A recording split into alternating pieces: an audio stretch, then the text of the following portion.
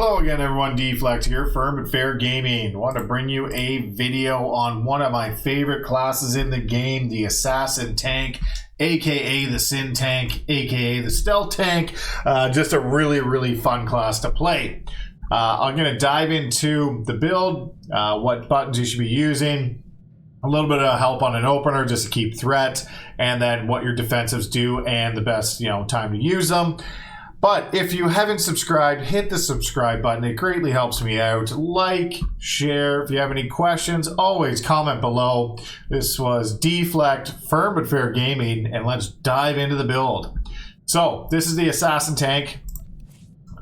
Basically, you're going to be a tank that can stealth in and out right off the bat. Right off the bat, this is going to be your biggest defensive Force Cloak. Now, I'm just going to get into that right off the start. Force Cloak will be able to mitigate huge damage because it drops combat with them. So if there's a boss casting a huge spell, you can drop combat. But remember, you will drop aggro. So as soon as you come out of Force Cloak, you need to taunt. That is going to be your biggest thing. That's what I'll say out right off the start. Basically, your big key to Assassin Tank is being able to drop into stealth and then coming back and grabbing all the aggro again. Now, before I get into all the buttons and everything, let's get into what makes an Assassin Tank and the way I build it. So I like my high shield chance. So I put twice as much into shield as I did absorb. Shield is the chance you're going to have to actually absorb incoming attack, and the absorb is the amount you're going to have when you absorb that attack. So basically I'm up to 43.4 for the shield, and the absorb I'm at about 36%. There's other ways that boost your shield. This one gives your shield absorption for 20 seconds. So, recklessness is a very good one for boosting your abilities as well. But I'll get into that in a bit. Those are the basic ones I did. I pumped into shield, put a bunch in absorb, and then defense is at 7,400. So definitely try and get shield and absorb. Now you can do it if you play different and you like it different. If you'd rather have your shield, work 50% of the time, 40% of the time, 30%. You can even these out if you like, and you can do about 3,500 in each if that fits your gameplay. So that is optional, but just remember, just try and have everything in that. Augments are going to be absorb and shield. The relics I run are the shield rating, and the other one I run is the shield rating. So that's what I run, both relics of shield matrix, because I wanted the higher shield. If you want to switch any of these out and run more absorption, feel free to do that. The implants I am running are Force Resistance, basically a 3% damage decrease, great, flat 3%. And the Dynamic Force, this is an offensive one, but I'll show you why I am taking it. It reduces the cooldown of Recklessness by 15 seconds, and Reckless gives you a great defensive. So by taking that, reducing the cooldown, then you reduce or gain more defensive, is essentially why you do it. I am running 2 cloaks because, again, we talked about Force Cloak being a great defensive. The way I built my tree was more for flashpoints than for rating. Rating will be slightly different, but this is more for flashpoints. And I'm hopeful that they will fix the issues that were going on with Dusk Ward. But if not, run Twilight Ward, but we'll get there. The first row, you can take antagonizing bolts if you're more single target. If you're more going into multi-target situations, I take chain bolts.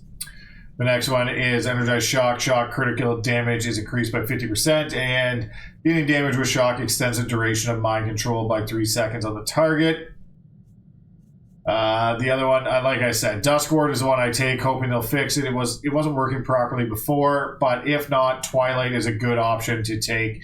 Each time you consume a charge of Dark Ward, the cooldown of Wreck is decreased by 2 seconds, so it's also very good to take. Overcharged Saber is the one I take for the damage reduction. It is on a 2-minute CD, but it is still the best one. Obviously, you're going to take Fade, gives the reduced cooldown of Force Cloak by 30 seconds. I switch in and out of this one. Lambast, I do take a lot, just because the AoE damage. A little more AoE damage. It's not going to be groundbreaking whether you use it or not. The other options on that row are okay. Obscuring speed is alright. Your movement speed is increased by 15% and stealth by 10. I use this one quite a bit too. It just depends on what I'm doing. I switch in between the two. As I'm always hitting multiple targets, I use Severing Slash because it gives a big cone effect as long as the targets are in front of you. So try and stack them up in front of you, and you get a 5% damage reduction for it on all targets. And the last one, I have Shroud of Madness. Activating Force Cloak grants 2 seconds of Force Shroud. And Force Shroud is a very good ability. Force Shroud purges all hostile removable effects and increases your chance to resist force and tech attacks by 200%. So very, very good ability. That's why you use it when you have Force Cloak a lot. That's pretty much the layout. There are a lot of things you want to watch out for while you tank as an assassin tank. Withering, use on cooldown. This is your main ability. We'll just go that. This is your main ability you want to use. Every time it's on cooldown, use it. It's a short cooldown. It's only 9.5 seconds, and the ability lasts, I think, 10 seconds. It does last 10 seconds.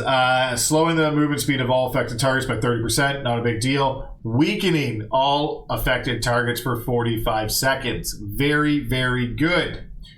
Weakened targets deal 5% less damage to you.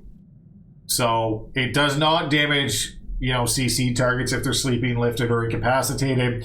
And it generates a high amount of threat. So it really does everything in one button. It gives you damage reduction, it slows them, and it generates the threat. A lot of threat. So it is going to be one of your biggest ones. Definitely use that. Your big AoE ones are going to be Wither and Discharge. This does generate a lot of threat as well. But when you hit Wither, you also get a stack of Harnessed Darkness.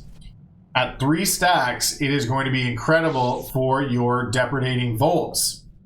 And you can channel this while moving, and the stacks will make it so you don't get interrupted, and you're immune to pushback. So if you have a pushback coming and you want to be immune to it, then if you have stacks, all you have to do is hit Depredating Volts, and you cannot be pushed back, and you're immune to interrupts.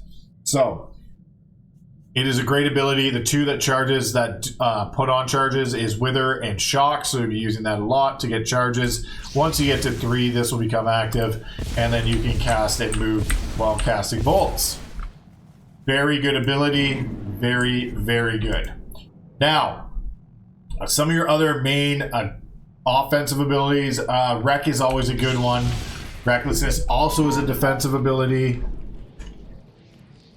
So it is available last 20 seconds. It gives you that 30% shield. It also increases the force crit chance of your direct attacks and heals by 60%. So it's a very good ability if you want to use it. Say you get wrecked when this is fully procced. You can also wreck. I use wreck a lot with shock. It used to be like a really big, decent damage increase, so I use that a lot. But it's up to you guys what you use. Now hitting Maul, Maul has a chance to proc the shock, so, and again it's out of combat, keeps dropping combat, but if you use Wreck with the proc shock, it does even more damage, so it's something to keep in mind. Those are going to be your main ones. Severing Slash is that defensive one for the cone in front of you, so remember, it's, you got to keep the enemies within the cone to get the defensive reduction from the Severing Slash.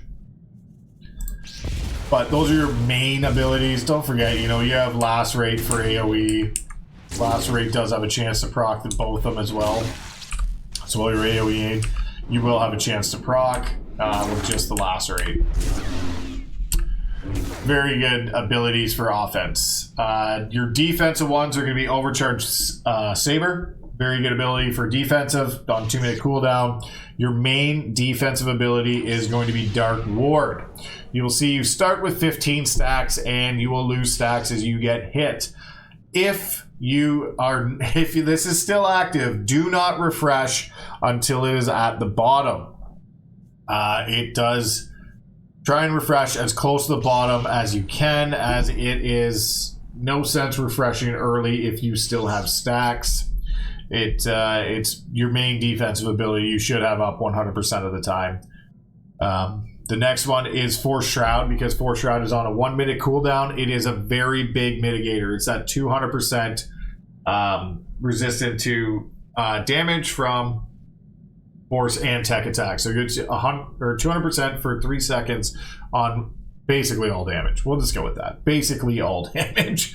Your other big defensive is Deflection. This is a longer one though. It's a 2-minute cooldown, and it is 50% defense for 12 seconds. So those are your big cooldowns. Don't forget your taunts. You have Mind Control and Mass Mind Control for your taunts. Want to make sure you taunt the enemies. So a general opener. Remember, this isn't everyone's opener. It's going to change situationally as well. But if you're starting out a combat, force pull, you have to be certain. You have to be 10 meters away before you can actually use it. So you can force pull the target, and then I like to wither right away. Some people like to shock first and then wither, but I like to wither right away if there's a bunch of enemies, because it's an AoE, not just a single target. So I would wither, shock, and then discharge. So that would be an AoE, single target AoE. And that's what I like to do. And then depending on the situation, if it's more AoE, I'll lacerate or severing slash get damage reduction. And then if you are more single target, you can thrash or maul. And then you get a proc of shock. And then if you are taking damage, don't forget reckless. And then you can use the proc shock as well. And back to wither. So basically always keep wither up. Just if you do nothing else, keep wither up. That's all I have to say. The rest will come to you. It just depends on, knowing when you're going to take some big damage, on when to use your defensive cooldowns, and then knowing if you can force Cloak out of it as well. But that is the build I'm currently running for Assassin Tank. Like I said, if you have any questions, leave a comment below. Like, share, subscribe, deflect, firm but fair gaming. We'll see you in the next video.